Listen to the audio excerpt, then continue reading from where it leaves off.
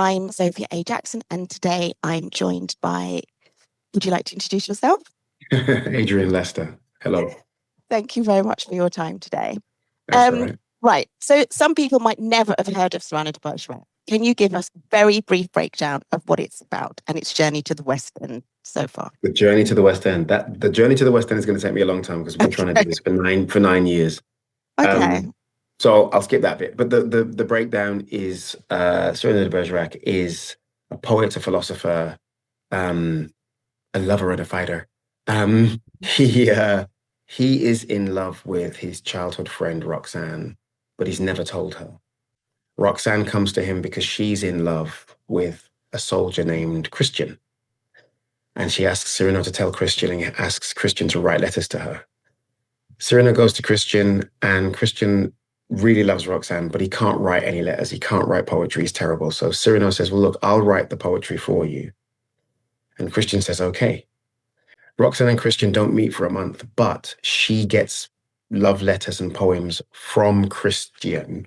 Mhm. And she falls in love with Christian because of the way he writes, because of the way he sees the world, and because of the way he sees her, which breaks Cyrano's heart because Roxanne is actually in love with him, although he's too scared to tell her because of how he looks with his nose and his face.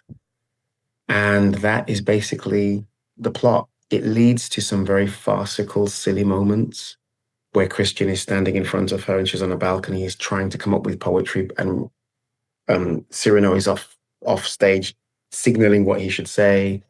And it goes to very tragic moments where Roxanne follows them to their battle in war because she's so in love with Christian. She feels he might die without her being able to speak to him properly. So she follows them, and the play ends on a very tragic note. It's a classic story of unrequited love. There's some beautiful poetry in it. There is an exploration of actually what it is to love someone. And some people think that loving someone means you're going to feel more powerful and more beautiful and more special and so on. And actually, the truth is that when you're in front of the object of your desire, you actually feel very, very, very vulnerable. People who deny that vulnerability are the people who fail at love. And the people who acknowledge it are the ones who are successful. That is a breakdown of the play. Well, it seems like quite a different role for you. Why were you attracted to playing this part? Is it because it's a different role? The different role. You answer the question. I will always try and do something that's different to the last thing. When I've finished a musical, people will come to me and say, "Hey, do a musical." And I'm like, "No, I want to do something else." If I've done some TV, they go, "Hey, come back for this series and do this and do this." No, I'll now go and do some theatre. I need to keep things diverse for me. Maybe it's my short attention span or something, but I just want to stretch myself, and I don't want to be pigeonholed. And so getting to do this has been really nice. Yeah, I don't think there's any danger of being pigeonholed, especially after a role like this. Yeah. What's the process of turning you into Cyrano and the application of that brilliant nose? Like, how long does that take? Because you don't actually look like you. No. First, I have to grow this mustache set that I have to wear every day. Then I concentrated really hard and made myself go bald. And then, because I'm an artist. And then it takes about 25 minutes to put the nose on, and it sits on the bridge of my nose and goes around the side here and holds onto my nostrils, and I can breathe freely. But it just sits in place with glue, with all the fighting and jumping around and everything. So it takes a lot of work to be kept in place. But yeah. Is it uncomfortable? And by the end, do you just want to rip it off? Just like, take this. I've gotten used to it. When I first put it on, it was like an itch you couldn't scratch. Yeah. I wanted to get it off, but now I've gotten used to it. Now once it's on, first 5 minutes, it's just weird. And then it settles down and I forget about it. And so it started off with RSC and now it's in the West End at the Noël Theatre. What have the audiences been like in terms of their difference? The audiences have been... We have been lucky in that we've had a standing ovation for every single performance, even our first preview in Stratford.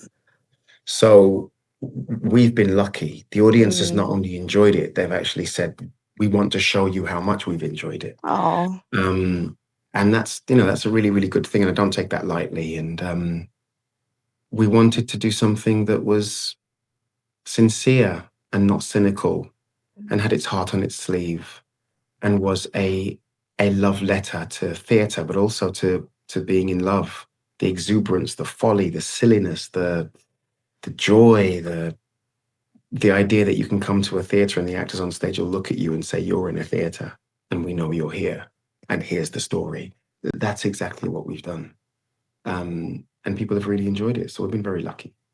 I often think that if it's not a press night and you get a standing ovation, then it's a genuine standing ovation. As in, they really wanted to get up on their feet. Yeah. And there are some people who have understandably taken a while to get to their feet. And watching them stand up and say, I'm flipping standing is just bear with me. I'm getting up. It's honestly, we don't take that lightly. It's really nice. It's really, really nice. And then eventually, I mean, like a musician who makes music and a painter that paints and a writer that writes and an actor that acts. We've managed to create the kind of show that I would love to see in the theatre. And I am a taskmaster. I don't mess about. I can see if you're lying. I can see if you're taking an easy route. I can see if any actor is just thinking, oh, I'll coast for this after. No, I can see it. And I never allow myself to do it. And so we've actually managed to create a piece of theatre that not only is it nice to do because it's a nice company, but we're actually proud of it. I'm actually, honestly, like everybody else who's in the show, I'm proud of what we've done. And the more people that come to see it, the merrier. I know we're going to have a period. I know it's going to happen towards the end of the run, you say 2 weeks to go, where people are going to go, oh God, it's finishing in 2 weeks. And suddenly it's going to be packed out and people are going to be desperate for tickets and asking us to get them in. I know that's going to happen with this show. So I'd say get your tickets now. Basically. Before it does that. It sounds like this production has a special place in your heart already. Yeah. Could you share a personal highlight from either RSC or the Noel Coward that will stay with you? A personal highlight is, for me, is being in the rehearsal room and running the play for the first time, just putting it together. And the other actors are sitting around. And it's the point where it's the first time you see scenes that you're not part of because you're never called to rehearse those scenes. So everyone would do their scene and just sit to the back quietly and sit to the side and watch. And I remember doing the final scene, myself and Susanna Fielding, and we hadn't quite fully learned exactly what we were supposed to say. But we knew the concept, we knew the detail. We just didn't have all of the words.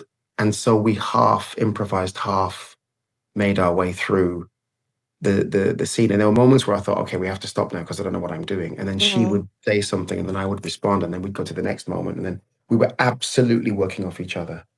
And we got to the end and went, whew, well, we got to the end. And we looked up and the whole room was in tears. Oh, wow. and it was genuine. It was a surprise. It was just real. And we thought, oh, this works. And the director, Simon, came up to us and his eyes were red and he said, I think we've got a show. I think we have a play here. And I went, okay, good. So do you feel quite emotional about it then, just genuinely then? I get emotional every night about it on stage. Wow. I because of what we have to do. But it's I don't know. It's pride. I've been trying to get this on for about 9 years with Simon, and it's been frustrating at times and hard and difficult and all of those hoops you have to jump through and hurdles and so on. And finally getting it on with Daniel and Tamara at the RSC giving us, a stage and saying, we like this idea and the amazing support there.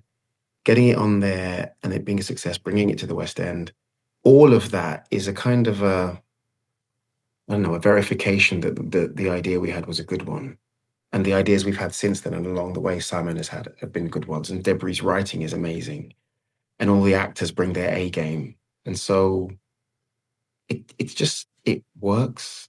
This is not one of those productions where everyone goes, we've aimed for something really nice. It's kind of okay. Let's pick the best reviews and slap them around and hope an audience comes. This is not one of those productions. Okay. This is one that I will be proud of for years to come. I know you said you can't go into too much detail, but why has it taken 9 years? Because there's a lot of detail. When we started, it was pre-COVID. There was a film being done of Cyrano de Bergerac. There was another West End production being done of Cyrano de Bergerac. Although people were very interested in the idea, they knew there was another production going on. No producer wants to be the other production next to two productions. Yeah. No producer wants to be in that position because one or both will suffer. And so people stayed away for it. Then it was COVID. Then we got busy. Then we were talking to different venues. Then the RSC stepped forward and said, yeah, well, we'd love to. And suddenly it's full steam ahead. Oh, well, I'm very happy for you. You touched upon Debris very lightly, but I wondered if you could tell us what her reimagining of the play looks like. It's kind of seamless between Debris, Simon, and Grace Smart in design. All of that seems to work beautifully together.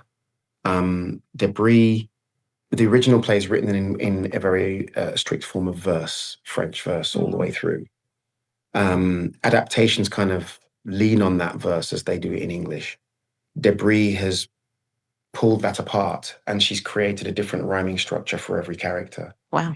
As a nod to their character. So one character speaks in iambic pentameter, Shakespeare's, classic form, Webster, Turner, Ford. They speak in that form. Cyrano goes through all of it. He can do limerick, he can do haiku, he can do whatever, he can do puns. Christian doesn't have any Latin-based references. There's a lot of English language, there's Latin-based references, and people love to lean back to the Greeks in English because it's the greater part of ourselves early on kind of thing. That thing? Yeah. That thing. Christian doesn't do that, and we don't do that. And so we have something that's very, very vibrant, quite loose and quite cheeky and perfect for a modern audience. When you're in there and you're listening to it, you're listening to a structure that is full of rhymes, but it is not at the detriment of you understanding the characters or believing the situation. She's done that very cleverly. So would you say she's made it a bit more accessible? Yeah. But accessible, not in the terms that we think accessible means we have to take the complexity of what is done classically and in some way lose that complexity in order to have a modern audience understand it and a diverse audience understand it. Debris hasn't done that. What she's done is she's taken what's complex and she said, let me feed into this character, tone, intention, and also audience enjoyment. So if you come, you will hear rhymes and structures that are equally as complex, times more so. And that is accessible. So it's not that anything has to be dumbed down. I don't like that phrase. Yeah, it's actually made more true than the original was for our sensibility today, if that makes sense. Yeah, I haven't seen it. We've reviewed it. Aphrodisiac has reviewed it, but I haven't seen it yet. So I'm coming to see it in a couple of weeks. So I am looking forward to seeing it. A few quick fire questions and I'll let you go. Okay. What tips would you give to a newbie to this industry? To acting. Acting specifically. Yeah.